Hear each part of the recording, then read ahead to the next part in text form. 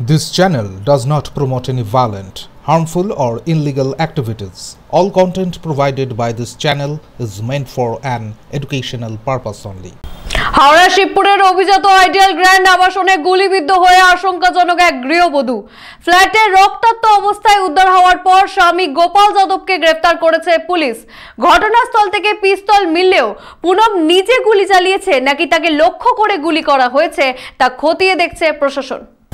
হাওড়া শিবপুরের অভিজাত আবাসন ideal Grande গুলিবিদ্ধ হয়ে গুরুতর জখম হলেন পুনম যাদব নামে এক গৃহবধূ। বুধবার সকালে ডি ব্লকের 15 তলা ফ্ল্যাট থেকে গুলির শব্দ শুনে আবাসনের বাসিন্দারা ছুটে এসে তাকে রক্তাক্ত অবস্থায় উদ্ধার করেন। গলায় গুলি আটকে থাকায় তাকে প্রথমে হাওড়া এবং পরে কলকাতার একটি বেসরকারি হাসপাতালে স্থানান্তরিত করা হয়। বর্তমানে তার অবস্থা আশঙ্কাজনক। ঘটনাস্থল থেকে একটি পিস্তল উদ্ধার করেছে পুলিশ, যা স্বামী গোপাল যাদবের বলে জানা গেছে। লাইসেন্স বৈধ কিনা তা খতিয়ে দেখা হচ্ছে। প্রাথমিক তদন্তের ভিত্তিতে গোপালকে গ্রেফতার করা হলেও পুনম নিজে গুলি চালিয়েছে নাকি কেউ তাকে লক্ষ্য করে গুলি চালিয়েছে তা এখনো স্পষ্ট নয়। পুলিশ জানিয়েছে ঘটনাটি রহস্যজনক কিভাবে গুলি চলল তা জানতে আবাসনের বাসিন্দাদেরও জিজ্ঞাসাবাদ করা হবে। ঘটনা তদন্ত চলছে। অভিজাত আবাসনে এমন ঘটনা প্রথম হওয়ায় এলাকায় চাঞ্চল্য ছড়িয়েছে। পেশেন্ট সকালবেলা 10:04 নাগাদ আমাদের এখানে আসে।